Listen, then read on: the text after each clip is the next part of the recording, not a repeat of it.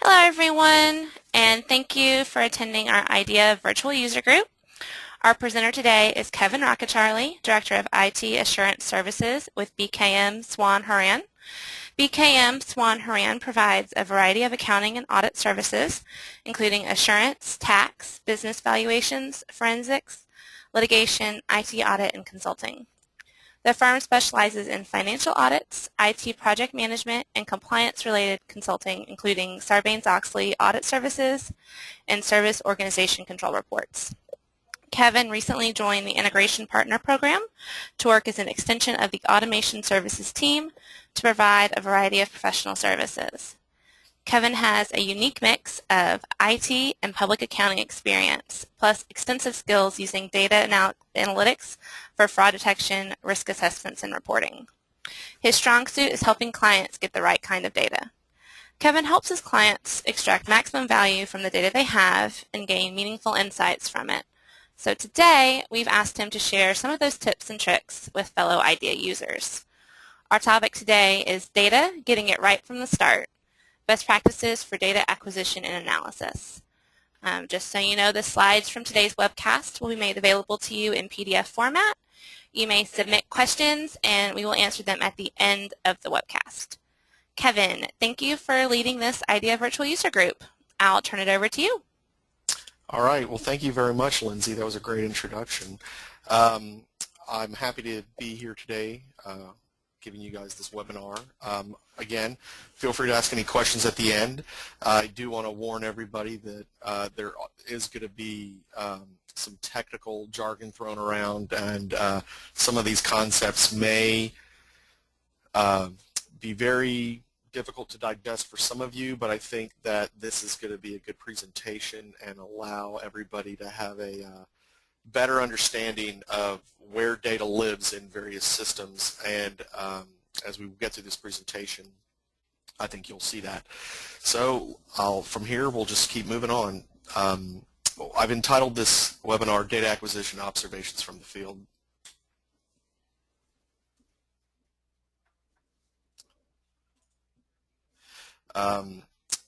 This is a little bit about my background. I'm a CISA. I have a lot of experience in public accounting. I also started my career as a financial systems developer, which kind of gives me a unique perspective on financial systems and how to get what you want out of them.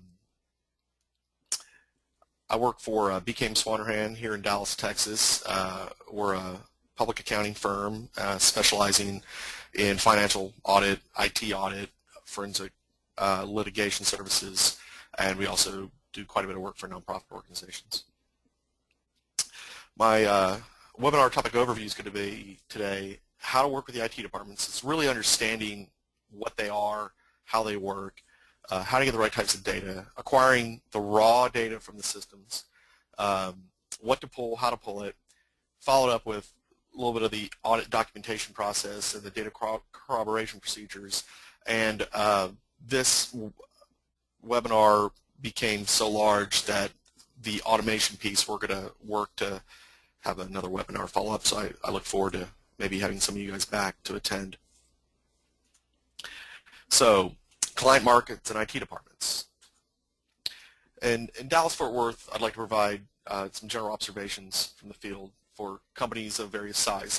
I started my career in a Fortune 100 company, and working in the mid-market is an interesting place, and typically our clients are anywhere from 10 million on the small end to upwards of 500 million.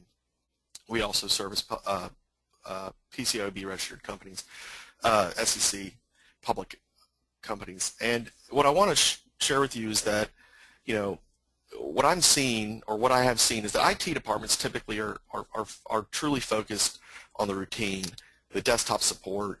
You know, they're not really focused on data integration or reporting. A lot of them typically haven't outsourced these commodity tasks, which is really what they should be doing. And a lot of times the reason is the IT director who's there, who maybe has been with the company for a while, is really worried about losing his job. And most people really consider IT just kind of a cost center. And although the applications that are in place are set up in such a way that they can pull reports out of them, they really don't invest in that. They have basic reporting capabilities at best. IT departments come in various shapes and sizes. I typically expect the unexpected from them. I typically set my expectations low, and a lot of it has to do with typically if you're not in a data-centric, if you're not working with a data-centric IT department, they tend to be very blue-collar IT. They tend to be very installing machines, viruses, dealing with viruses, dealing with the help desk. My Microsoft Office doesn't work. Certain things like that, computer crash, blue screen, and they're not really data integrators. Software as a service is really becoming more prevalent within the environment. But what everybody needs to know is that not only does software as a service, it's obviously on the cloud, but you can get back-end access to those databases to create replicated data warehousing environments locally at various companies, and additionally, there's warehousing that's available in the cloud. So if you have an application out there, most of the more robust software as a services allow you to gain access from the back end. And that's what we all want. We definitely want the data. Another thing everyone needs to focus on is that when you're working with these various groups, what you try to need to do is figure out if they truly have a skilled IT resource. Because typically you might be running into people they call themselves the IT director, but they're really just glorified network admins. And there's not a lot of thought leadership. And so they're making it happen and they're making it work, but they really haven't invested in how to leverage their data. I mean, a lot of companies do, but for the most part, especially in the mid-market, I do not see a lot of that happening. And the other thing is, realize that just because the company has a large revenue doesn't necessarily mean that they're going to have a great IT infrastructure. And usually you see more of that in an environment where data is critical to the business. You'll see a little bit more leveraging of the data, but then I've also seen the complete opposite, whereas if they had leveraged their data a little bit more, and I have these conversations with my clients, that they could really get some serious insights into their business. And this picture I love. I built this slide and I've used it a couple of times. This is what I'm trying to tell you, is that 90% of the mid-market IT infrastructures are concentrated on network administration. I put a whole bunch of network cables and a phone and all these little servers and whatnot. And about 10%-ish, maybe a little bit more, have what you would consider a white-collar thought leader in the CIO suite, the IT director that understands that they need to be putting in data warehousing, reporting of some sense, to leverage that data. What's interesting is that a lot of the CFO departments as well are, they tend to look at IT as a black box. They're concentrated on closing the books. They've had little to no automation to basically create journal entries and take these journal entries and do something with it. And so there's many companies that take a long time to close their books. It's a very manual process. And again, I think a lot of this is typical of, people fighting the system and just, using an accounting system but not really leveraging it. And you understand data, you understand flow, and you understand the ability to automate, you can really create programs and do some really interesting things to integrate systems and close out subledgers that may exist in other systems, instead of doing kind of a kludgy spreadsheet-based, spreadsheet-dependent journalization process that is actually a little ripe for fraud. Obviously, you're doing auditing. Manual journal entries are very high risk, and obviously most internal/external auditors are going to concentrate a certain amount of time on those. But my last bullet down there says IT core applications are a black box to them, meaning they know it's there, it's a necessary evil, it records their transactions, but a lot of controllers, CFO types, they like to pride themselves on their ability to understand exactly how the applications work, but a lot of times they're not maximizing the value from them. So today, obviously, it's all about data, and we're going to talk about acquiring and importing data into IDEA. Um, you know, we all need data. We all want to look at it. We want to gain insights from it. We want to leverage it, maximize it. If the more data we have, the more easily we can perform our audits, and we can provide more value to the client. But when we ask clients for data, especially newer clients, or we ask for a different data set, we tend to get some pushback from time to time. So they're telling us, oh, well, you don't need this data for your audit, or if you ever asked for it before, or really, remember the slide I showed you guys with the network admin, maybe a controller can run a report, provide information for you, but if you want true data, that the IT guy doesn't. I mean, he supports all these systems, but he doesn't even know how to get into the back end. He doesn't know how to extract the information that may or may not be needed. And so, we are in a precarious situation because we want what we want, and then we have to translate that to the client. Say, okay, here are the fields we want, make it happen. And 9 times out of 10, we get some canned report back that doesn't have everything that we want, and we can only do the basics, which is fine. But as I'm going to show you here later, the AICPA and even our firm, we're moving towards a more data-centric audit, and getting data is paramount, and working with our client systems is paramount, and building repeatable processes is paramount, and that's what I'm going to try to share with you today. In red here, don't wait till field work to request your data at exactly what you're going to be asking. The thing to really concentrate on is understand what you need and get those requests out, and then be able to work with the various clients or departments if you're in an internal organization to get what you need. Everybody who's worked with IDEA is probably operating in these areas here. The 3 most common types of files people are going to get are Excel, a CSV text file, or a PDF. And again, because this is how 90% of the people out there are using these files, I wanted to focus and talk about the various file formats and a couple of things that we all know, but it needs to be focused on, which is, when you have an Excel sheet, very important to make sure your row 1 has the field names, good field names, hopefully no spaces. IDEA, it doesn't like it when you don't have, when you have spaces. So I like to create field names that are one name or have underscores, things like that. I try to remove blank columns from spreadsheets because, again, it's just noise in your spreadsheet. I tend to pull subtotals out if there are any on the sheets. And then I also tend to check the column format, if you will, to make sure that if it's a number, it's a number, if it's a date, it's a date. That tends to make my job a little easier. Again, when you have a CSV file, we've all worked with them, it's you really just want to focus on, what the delimiter is. Is it a comma? Is it a pipe? Is it an ampersand? As crazy as it seems, because a lot of times we'll get data files that will have a lot of note fields, and typically note fields will wind up having commas and things like that in them, and the text fields may not be encapsulated in quotations and things like that, and that causes havoc on your data import.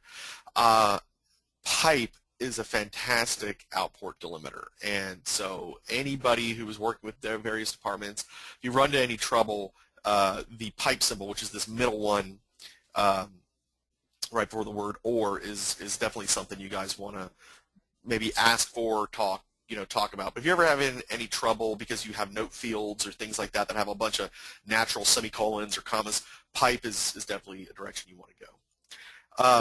Print reports. Again, a print report can be in PDF or it can be text. They're one and the same thing, but it's a print report. Like old school COBOL days, where you have a report name, you have a date up in the corner, all these good stuff. And then you have header rows and you got detail lines. Well, obviously we all know that PDF and text is where that's going to come out. And a couple items right here to focus on is that the the print files shouldn't really be scans, because the reader in IDEA doesn't respond that well to scanned paper, because the 3s look like 8s, so the 8s look like 3s, and it really, if you see any translation issues, then the whole file is pretty much, in my mind, corrupted, and you can't rely upon it. So we need to make sure that we're getting original generation files. A lot of times the fonting of these particular files, if you have a PDF file and the font might be, I don't know, some crazy font, and it looks really nice, but IDEA can have trouble reading it. So if you ever have trouble with PDFs, obviously, try to talk to the person who's producing that and get them to pick a true text font type. Then again, obviously there's boxes or anything like that. That tends to wreak havoc. So again, everybody knows all this, but we wanted to cover it. And then again, data corroboration procedures. When we pull everything, then we need to make sure that we have the complete population, and we need to perform various control total type of procedures to make sure that the data is complete and we have everything we need. And again, make sure that your number fields are numbers, because it's very hard to sum a text field, and it just doesn't work out very well. Or you have to spend a lot of time cleaning it up in IDEA, and nobody wants to do that.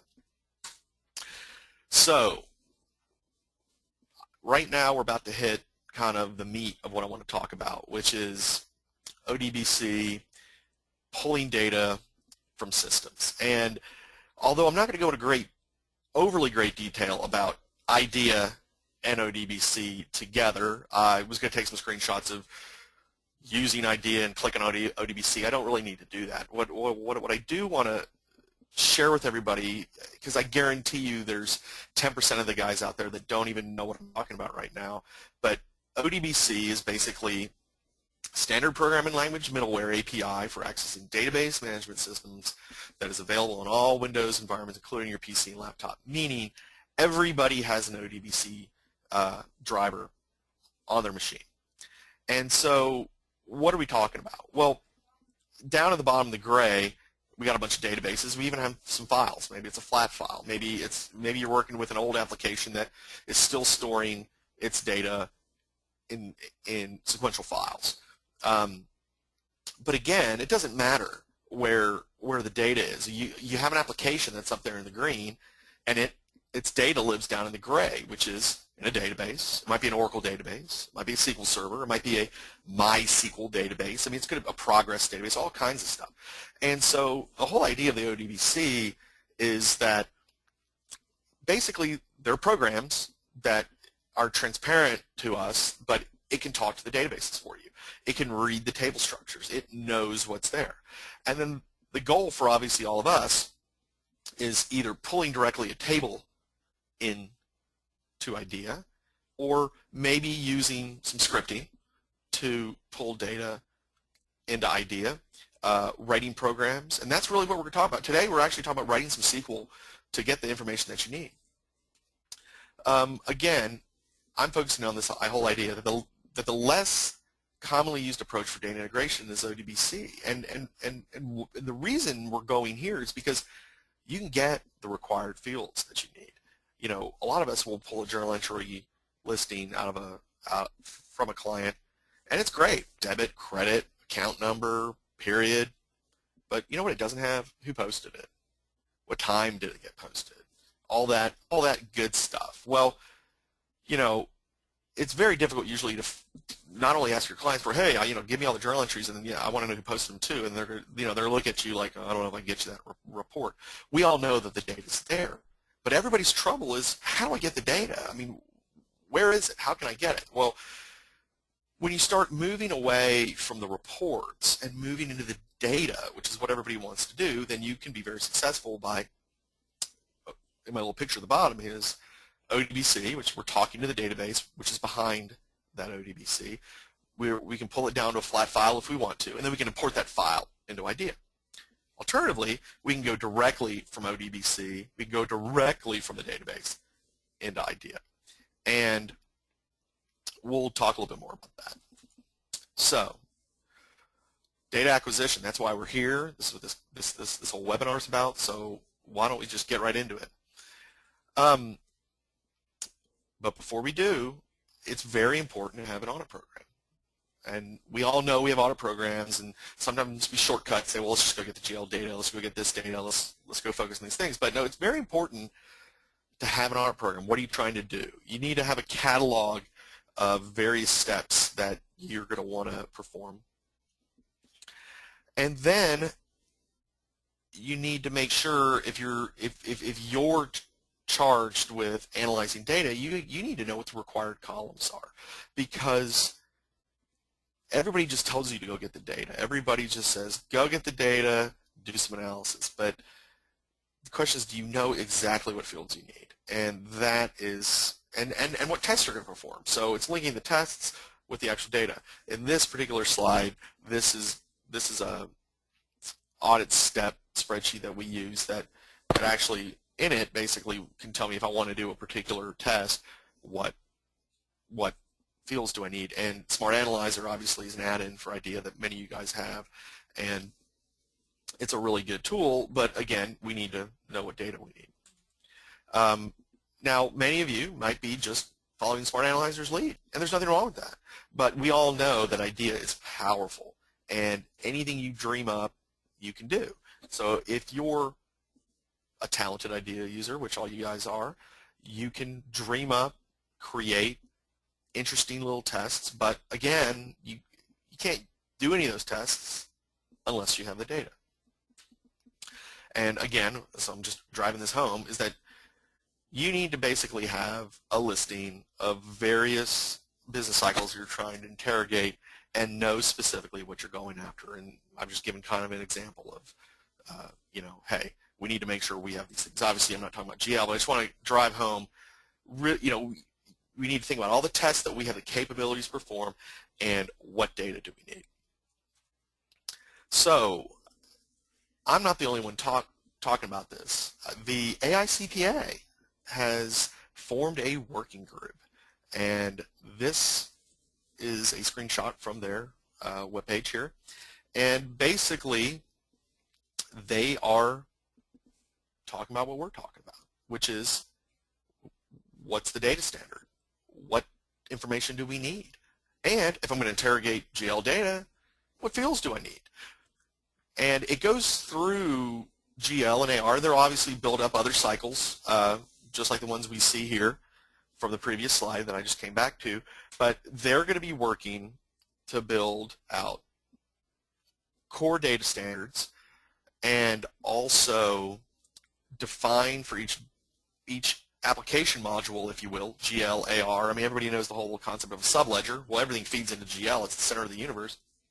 But when interrogating this information, what do you need? So it's very interesting, and we're going to cover this here a little bit, what these guys want, what they're talking about, and then we're actually going to walk through how to make this happen.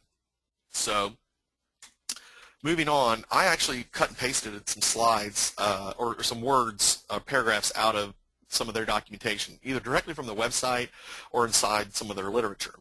And I wanted you guys to focus in on that the Audit Data Standard Working Group was started to help develop new technologies that will contribute to the effectiveness, timeliness, and efficiency of the audit process. And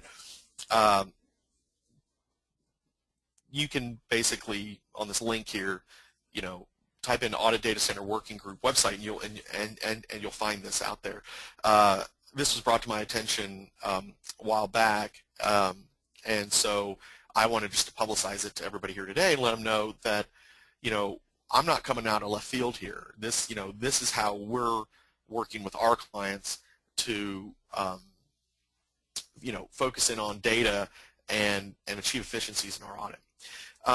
The task force main project is developing a standardized data model, which is, hey, what fields do we need? Management, internal auditors, external auditors will utilize it for enhanced analytics to improve the timeliness and effectiveness of the audit process. So again, management, internal auditors, external auditors. I mean, this is the world we all live in. This is why we're all on this webcast today, but this is very important. This is straight out of their literature. This process is complicated by the fact that accounting and IT staff approach data requests from different perspectives. Example, IT audit data requests are forwarded directly to a company's IT department with limited to no further involvement from the accounting/finance department. In many cases, the burden is on the auditors to acquire the data. This language is directly pulled from the AICPA working Audit Data Center Working Group's literature. So we're all sitting here pointing at one another and going, whose job is it to get the data? I put the request in, so just give me my data. What most people, I think people realize this, but I think that not only is the CFO unaware, but the IT departments are a little unaware of exactly where we're coming from. We just want the data, but a lot of times, I'm going to tell you more times than not, to be frank, that you have to go sit down with the CFO, who usually will then just pass you off to their IT group, and you'll have to communicate directly with them and spell out what you want. And even after you spell it out, a lot of these guys don't really know what you're talking about, and they try, but the more educated you are, it puts you in a better position to get what you need and what you want. And so my skill set allows me to go into various companies and get exactly what we want 100% of the time. And we're going to actually cruise through that here in a second. Again, directly taken from the literature, companies implementing ADS should first contact their ERP or accounting package vendor for assistance. If the vendor does not have a solution for adopting ADSs, ETL vendors, extract, transform, and load, have scripts that can map to the ADS. Well, you guys are all probably asking yourself, well, what exactly is an ETL? ETL basically is just a piece of software. And really it's going to be the software in kind of this blue layer. But think of it like this. All it is an interface, an API, if you will, that reaches into various systems. Look at those little green databases up top. Doesn't matter what kind of ERP it is, what kind of relational database. Those green pretty much represent more or less a relational database. Over on the right-hand side, there's our old flat file. Again, thinking COBOL days, we're going to have sequential files that all of our data stored in. You don't see as much of that anymore, but believe it or not, we have clients that run so many crazy pieces of software you wouldn't even believe it. And yes, do some of them exist outside of a relational database? Absolutely. Does ODBC usually allow you to access that information? Absolutely. So it's just a matter of knowing how to get it and getting what you need. Now, ETLs basically just help you get various business cycle data and pull it out. So I'm going to get the GL data. A lot of times they build these catalogs that basically say, well, here's all the financial GL data. Let's go pull that out. And 9 times out of 10, it's going to have all the fields that you want. But, again, if a client or company has ETL, chances are they have that because they're doing a data warehouse and they're leveraging data. In my client space, the $10 million to $500 million area, 5 to 10% of our clients have data warehouses, and 5 to 10%, really more like 10%, have actual white-collar IT leadership, which is probably the reason they have an ETL. So again, the Audit Data Standard Working Group is talking about, well, how about using an ETL? Well, I think that's a great idea. It's not going to, it's not a magic bullet, but I wanted to present that to you. And actually, I went out on the internet and I wanted to give everybody an example of an ETL. And these guys had a great slide. It was perfect for my presentation, which is, hey, here's an ETL. And again, all an ETL is, it's a piece of software that allows you to do some scripting, and it allows you to schedule, which is, I want to pull certain data on this frequency, and I want to either put it into another database, or I want to dump it to a flat file, or I want to do something with it. And Jitterbit, actually has, it's an ETL, and they have connectors. And if you guys can see the same things that I circled, but probably many of your clients or even your company might be running Dynamics, Microsoft Dynamics. Obviously, Microsoft Dynamics actually comes in 4 flavors. All of these softwares were independent softwares. I mean, there was software called Great Plains, and then Microsoft called it, and they said, okay, well, here's Microsoft Great Plains. And that's, we see a lot of Microsoft Great Plains. And then these other ones, Navision, Microsoft Dynamics Exapta, those have a lot to do with specific business lines, your manufacturing companies, stuff like that. So again, there's an ETL vendor, and they're going to have these little scripts that can make your life easy. Yes, they can make your life easy. However, just to talk about, just to add it to the conversation,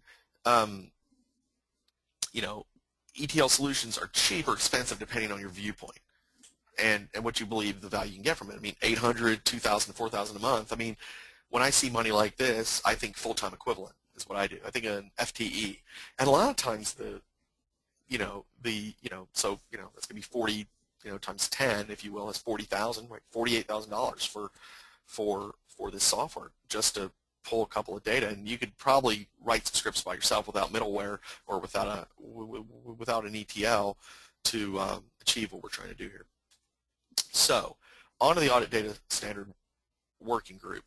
So, I've kind of bogged down in our presentation, so I'm going to start moving a little bit more quickly so I can get through. But the Audit Data Standard Working Group is basically coming out there, and I'm focusing right now on GL, and it's basically saying, hey, there's level 1 and level 2 fields. Level 1 are required. Level 2s are nice to have. And we're going to then go chase down required and nice to have data in various standardized data areas, which is the GL detail, the trial balance, the chart accounts, and the source listing. And we're going to go through this. Now, this diagram came directly from the Audit Data Standard, and this one is specifically from the GL AICPA Audit Data Standard GL. Came out in August 2013, which seems pretty timely here. This diagram is what we're going to be talking about, which is, we saw in the previous slide, GL detail, chart of accounts, source listing, trial balance, and then in the blue down there, we're going to have your basic organizational structure. So, because I needed to give you guys an example, I am going to actually focus on Oracle Financials. And the reason I'm focusing on Oracle Financials, it is probably one of the more complex systems that you would ever encounter. But what's great about this latter half of the presentation I'm about to give is because it's so complex, if I can share with you how it works, then the likelihood of you being able to translate these concepts to maybe your organization is very high. So, earlier in one of the previous slides, the Audit Data Standard Working Group for the AICPA referenced two things. They suggested that you, A, contact the ERP vendor and ask them for help, or call an ETL vendor, which we spent a couple minutes talking about ETL. But when they say contact the vendor, what they're talking about is, hey, call the vendor, see if you can get the technical reference manual. And just to let you guys know that many times technical reference manuals are available on the internet or upon request from the vendor. This particular manual is right out on the internet, and I pulled it down and I'm here to discuss it with you. So to discuss it with you, I wanted just to show you basically this is the Oracle General Ledger ERD diagram, and as you can see, it has various tables that make GL work. And interestingly enough, this same structure, although it may be more streamlined, is the exact structure that almost every GL out there operates under. And so to dive in, we're coming back to the Audit Data Standard relationship, and it defines what fields we need for every single one of these areas within, for instance, GL.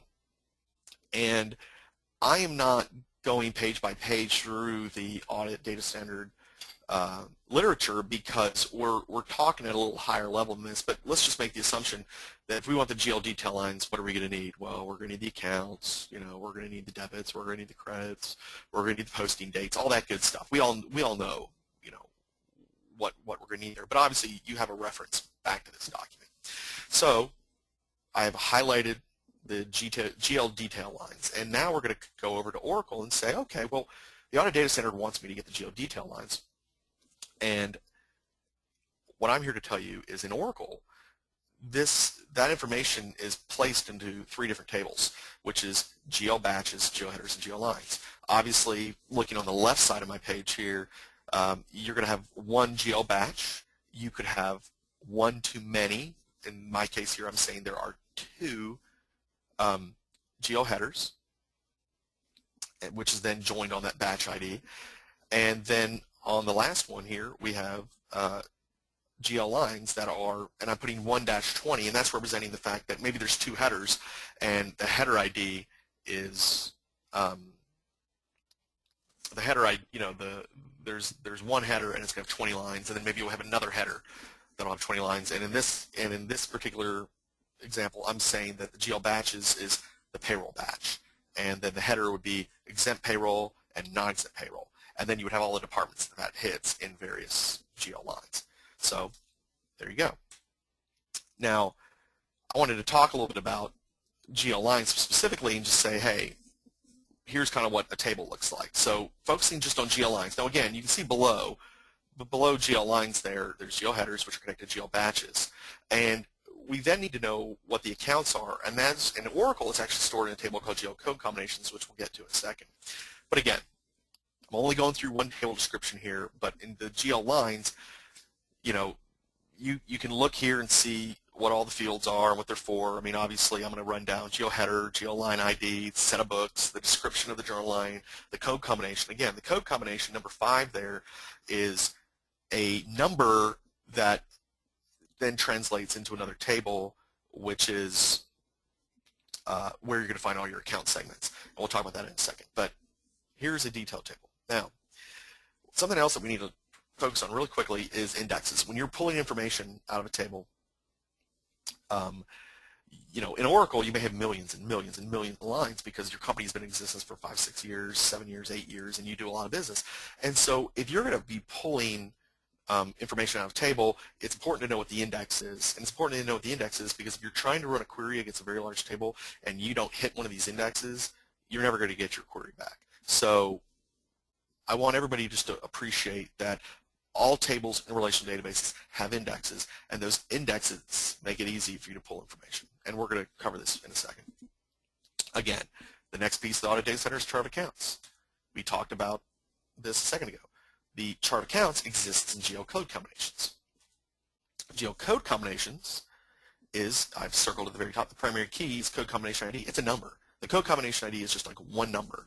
And then down below, segment 1, segment 2, segment 3, depending on how many segments that are in your accounting flex field, as Oracle calls it, is going to make up what your actual account is. And a lot of times, one of these segments is going to be what you call your natural account or the account. You may have a legal entity, department, / cost center, something like that. Maybe a natural account, then maybe a sub-account, something like that.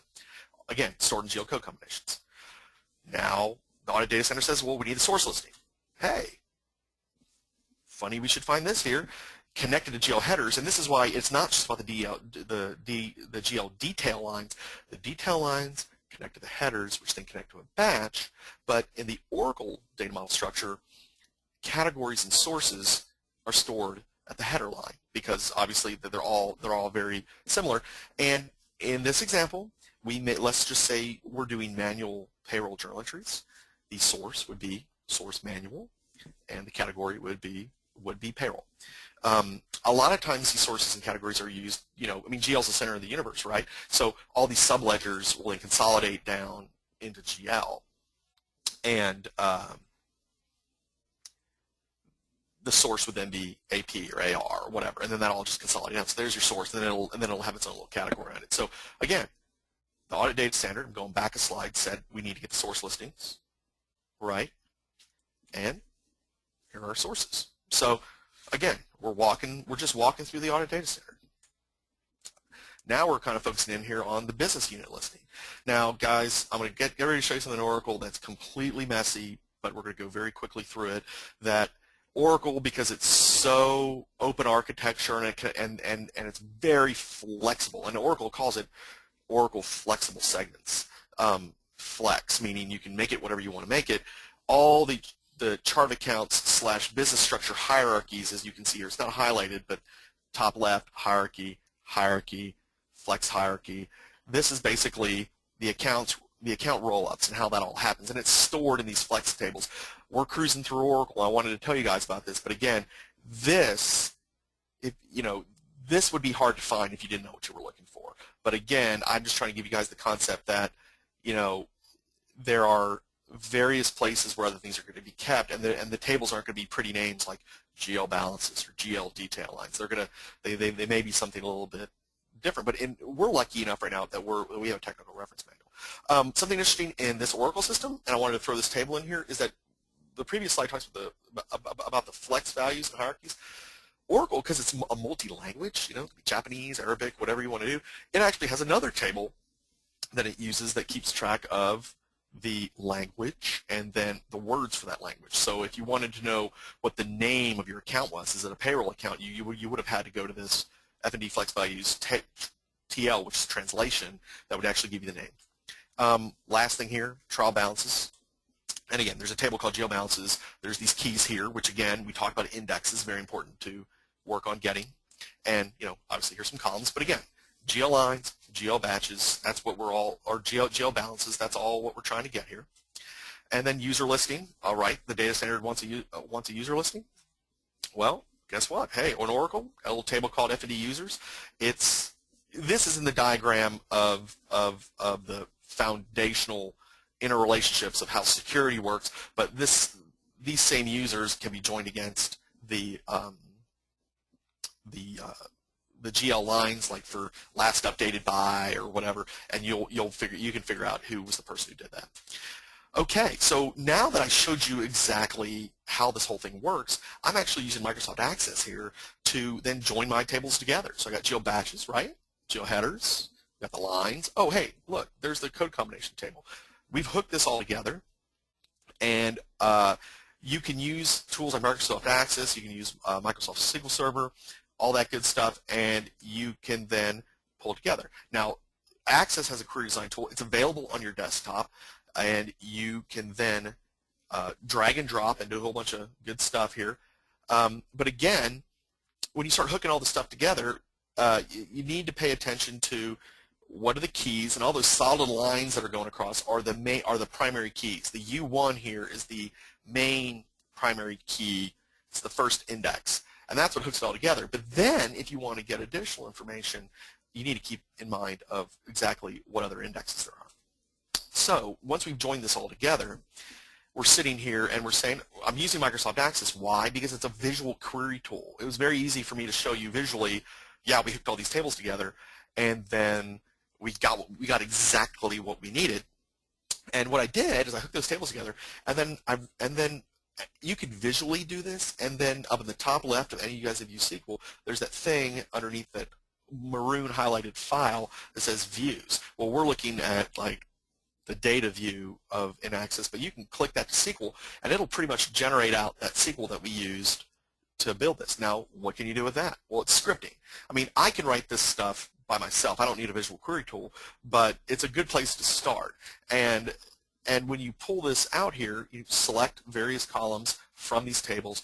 And again, you remember, look what I did in the bottom in the red. You see, I said, by the way, the where clause here is just hooking the tables. It's using the keys to say the batch ID equals the batch ID, the header ID equals the header ID, the code combination ID equals code combination ID.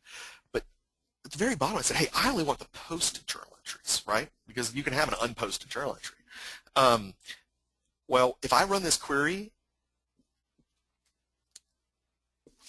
and you see my big red arrow, and I didn't have an index, and I had like 2 million rows in that table, it might take a real long time to come back. And so I'm just telling you guys, be mindful of indexes.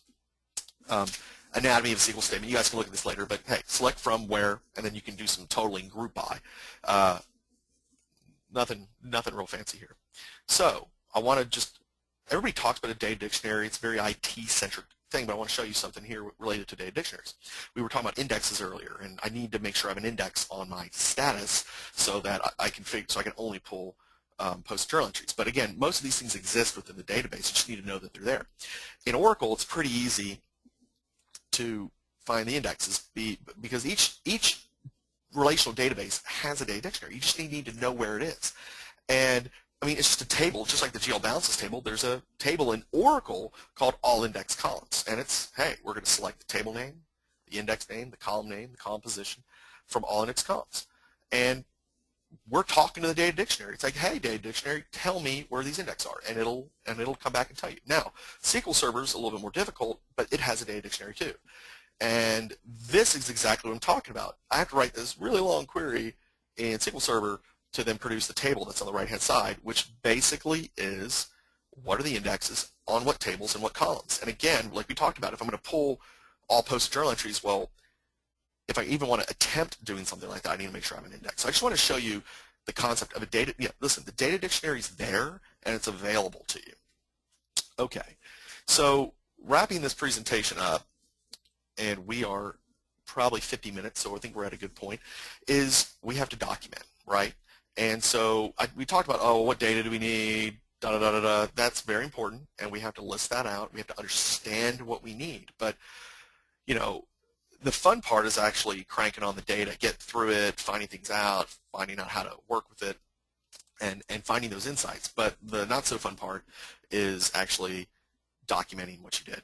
And because we were a public accounting firm, we use the Thomson Reuters Practice Aids, PPC Practice Aids, and they actually have a form that probably a lot of people don't use, or if they do, they don't probably use it the way they should.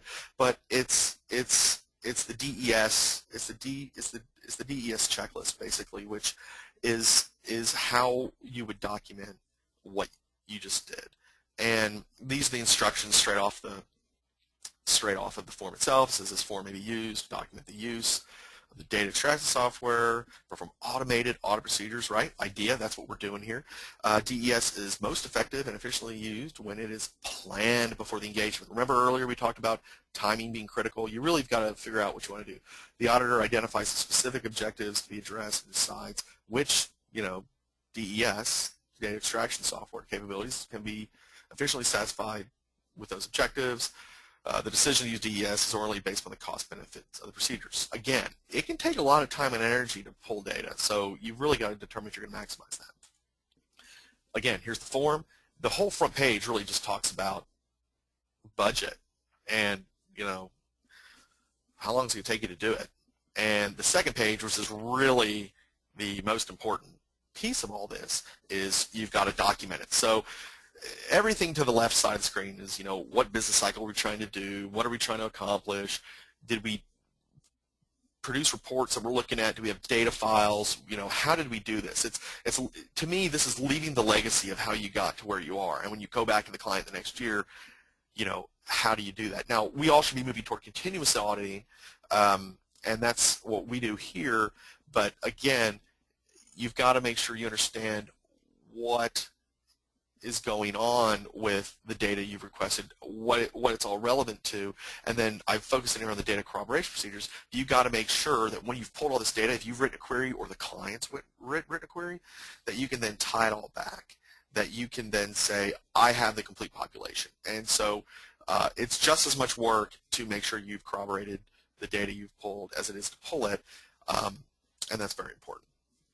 And I just wanted to kind of then list out to you guys a couple of quick takeaways that we have from today's from today's webinar, which is you really need to understand your IT environment. We talked about earlier about the 90% versus the 10% where you have a very network admin guy. It's important to size those guys up and know what you're dealing with, because they want to be as helpful as they can. The question is, are they skilled or qualified to even help you? And obviously that's where you got to go. So if you can bring ideas, if you can be more educated about the situation, then then you can actually help move them or push them into an environment that they can be in. They can help you get what you need. Again, identifying qualified resources, inside your company, outside of your company, to help you come pull data if you need it. IT or accounting or both. Do you maybe an IT auditor? It's really who can participate with you to make sure that everybody understands what the objectives are, and you can work together to actually work towards getting the information you need for your audit. Again, we need to develop data-centric IT audit programs, which we showed you earlier. It's, do we know what we're going after? I mean, really, we need to have an audit program which says, hey, these are all the things I'm going to do. Here are all of my capabilities. And for this audit, this is what we're going to really look at. Develop your data catalogs, which is, okay, I'm going to go into this business cycle. Listen, we can lean to the ICPA for their audit data standard for GL and AR, but when you're auditing other areas that aren't as defined, you're going to need to basically determine what you need and then go on the hunt for that information. I'm suggesting that everybody needs to move towards more of the ODBC, direct access to the database, repeatable scripting. Now, you can ODBC and you can pull a table, but those SQL queries I was showing you earlier, you can create your own views, which a table stores data. A view, it's a database term, but you can create a query, a SQL query, and then build a view in a database, and then pulls all that stuff together the way you want it, and it could be your audit view, and then you can just pull that one table from ODBC, and that may be very helpful. I think everybody needs to make sure they build better audit documentation, in the sense of the fun part's cranking on the data, the not so fun part is actually documenting how you did it. And then next steps is going to be working towards automation and continuous auditing. And now I'll definitely open up the floor to any questions that may have arisen here, and we can Lindsay and see what she has to say. Thank you, Kevin, for sharing your time and expertise with us. If you have any questions, you can type them into the chat or question box. We will be emailing out a copy of the presentation. And we did have one of the questions we had was, as an external auditor, how do you come into a client's IT department to establish trust and good communications to get the data that you need? That's a very good question, and what I'm going to tell you is that it doesn't happen overnight. I've learned over the years that when you come in giving everybody your resume, they don't really like it very much because everybody thinks you're big time in them. But to be quite honest with you, it takes time, and so and we all know doing audit, it's tone at the top. So you really need to get the CFO on board with what you're doing, and have that meeting. I mean, I know meetings, a lot of people think meetings are a waste of time, but have everybody in the same room and basically say, hey, this guy's here, he has some insights, this is critical to the business, and we need to make all this stuff happen. So I will tell you, really, time is what it takes, and your first time in there, meaning if you're gonna put your requests in, and they're probably gonna fumble on it. But eventually, whether it be the initial request or the second request, and so you may not get what you need the first year because of client pushback, which we talked about in the meeting. But it's really going to be taking the CFO out to lunch, explaining to him that we can lower your audit fees, or excuse me, we can do more value-added services, which will make our audit more efficient, which will then hopefully lead toward less creep of fees within the audit. Because if we can do our audits more efficiently, then we can use our staff more efficiently, which means we can have more clients with the staff that we have. But it's going to require to build up the IT audit capabilities and the skill there. So you're going to pay more for an IT auditor who really knows what he's doing, but hopefully you can use all your other auditors more efficiently. And again, this is where everything's going. Everything's going to the data. This is why the AICPA has created these data standards, and it's going to be imperative for you to determine how to get this information from your clients. And we all know with an audit, it's called tone at the top. So we've really got to work at the top and just drive home the need for this information. That's great, Kevin. Thank you. We have one more question. My company currently uses PeopleSoft 9.1. I was wondering if there's resources available to understand the purpose of each table we have established, or if tables are unique from company to company, not quite an IT background.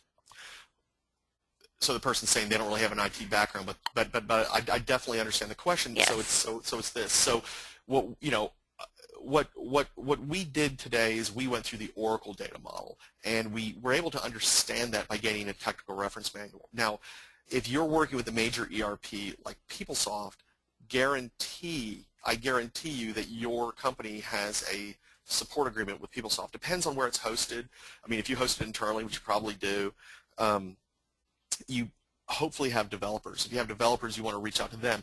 Regardless, you should be able to call up the vendor and request the technical reference manual. Specifically, you're looking for the ERDs, the entity relationship diagrams, and you can call it a data dictionary, but that is where you're going to want to start. You're going to want to reach out to them, and then that is the first place. Now, obviously, your fallback is go to Google, but then also the thing you can do is either work with your IT or work with somebody who's going to give you access to the data warehouse, or work with somebody who's going to give you access to the actual tables, whether it be in a development environment or production, depending on how lax your IT department is.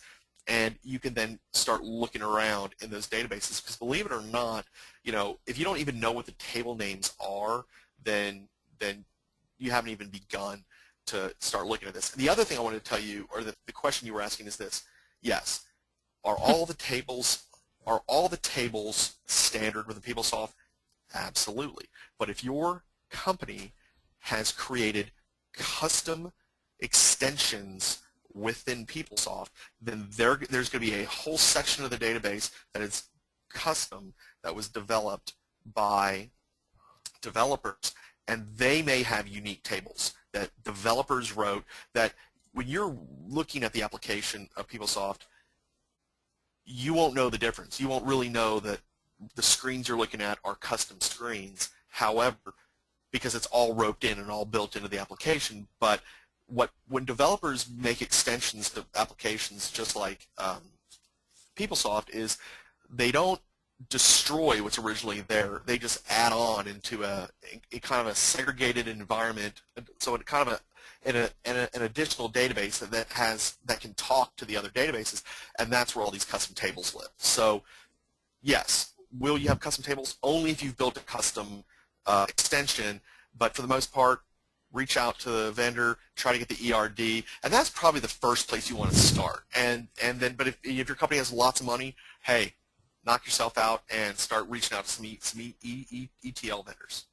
And the other thing I just wanted to add to everybody is that, I mean, we're a public accounting firm in Dallas, but obviously we're able to help consult to anyone's company to help them come up with a plan to make this happen, to work understanding your environment, develop audit programs, and even available to help you extract data as well. So these are services that we offer, and feel free to email me or reach out to me, and we can educate you and discuss your situation more. Kevin, thank you.